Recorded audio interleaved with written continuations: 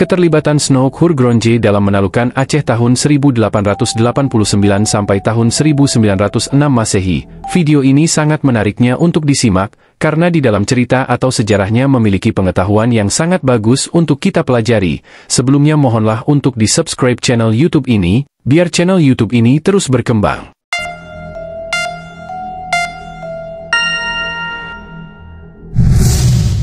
Christian Snook Hurgronje merupakan tokoh orientalis asal Belanda yang lahir pada tanggal 8 Februari tahun 1857 dari pasangan suami istri J.J. Snook Hurgronje dan Anna Marie Visser. Snook Hurgronje melakukan penyelidikan terhadap para jamaah haji asal Hindia Belanda di Arab dan ingin diterima menjadi murid para ulama di Mekah. Pada tahun 1889, Snook Hurgronje diangkat menjadi penasihat kantor pemerintah Hindia Belanda untuk masalah-masalah Arab dan pribumi. Karena keahliannya dalam bahasa Arab dan Islam, Snook Hurgronje berada di Indonesia mulai tahun 1889 hingga tahun 1906 Masehi. Rekomendasi yang cukup berpengaruh dalam usaha pemerintah Belanda mencakup Aceh, yaitu dengan menerapkan politik Islam. Tujuan penelitian untuk mengetahui keterlibatan Snook Hurgronje dalam menaklukkan Aceh pada tahun 1899 hingga tahun 1906 Masehi. Antara lain, 1. Latar belakang keterlibatan Snook Hurgronje dalam menaklukkan Aceh. 2. Upaya yang dilakukan oleh Snook Hurgronje dalam menaklukkan Aceh. 3. Hasil keterlibatan Snook Hurgronje dalam menaklukkan Aceh. Snook Hurgronje selain menjadi dosen di Leiden juga aktif dalam melakukan penelitian dan membuat tulisan-tulisan yang sangat bermanfaat bagi keberlangsungan kolonialisme Belanda di Indonesia dalam bentuk pemikiran-pemikirannya. Dengan berbagai informasi yang diterima tersebut, Snook Hurgronje mampu meredakan berbagai pemberontakan yang dilakukan oleh para rakyat Hindia Belanda, khususnya pada Perang Aceh.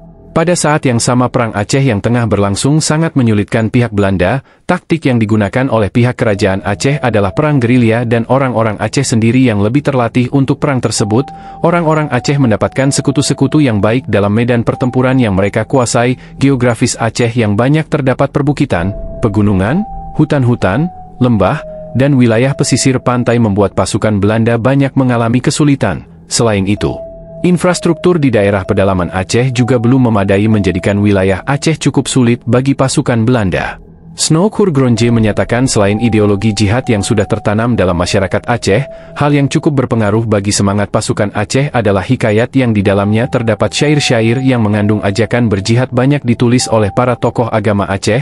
Menurut Snook Hurgronje, perang Aceh bukan suatu perang antar kelas, melainkan perang rakyat karena perang Aceh tidak akan selesai jika masih ada rakyat yang melakukan perlawan dan semua rakyat yang melakukan perlawan harus dihancurkan sampai tuntas. Setelah otorisasi hal tersebut kepada pemerintah Belanda, akhirnya tahun 1898 Van Heuts diangkat menjadi gubernur militer dan sipil di Aceh dengan Snook Hurgronje sebagai pensehatnya. Desakan yang dilakukan oleh pasukan-pasukan Belanda menyebabkan Sultan menyerah dan disusul kemudian oleh Panglima Polim setelah Tunku Cik Ditiro Muhammad Saman meninggal dunia. Putra Tunku Muhammad Amin yang menggantikannya tidak menyamai kegemilangan dan pengaruh Tunku Cik Ditiro Muhammad Saman atau pengaruh Syekh Abbas Ibnu Muhammad alias Tunku Cik Kutarang ataupun Tunku Tapa. Pada akhirnya rakyat terpecah belah dari rasa solidaritas mempertahan wilayah Aceh dan perang jihad menghadapi pasukan Belanda, yang menandai akhir perang dengan berhasilnya Belanda menaklukkan wilayah Aceh pada tahun 1912 Masehi. Nah, bagi sahabat Islamic Power, apa pendapat kalian tentang sejarah ini? Sungguh Aceh dikalahkan oleh orang Aceh sendiri, bukan oleh Belanda. Sadar atau tidak bahwa perang saudara di Aceh sudah berlarut ratusan tahun lalu hingga hari ini masih banyak orang Aceh tidak sadar bahwa Aceh sedang diperbudak oleh mereka. Orang Aceh sedang berperang saudara dari dulu hingga sekarang belumlah reda, malah semakin parah. Ingat, jika perang saudara belumlah selesai jangan berharap Aceh kembali merdeka seperti masa kesultanan.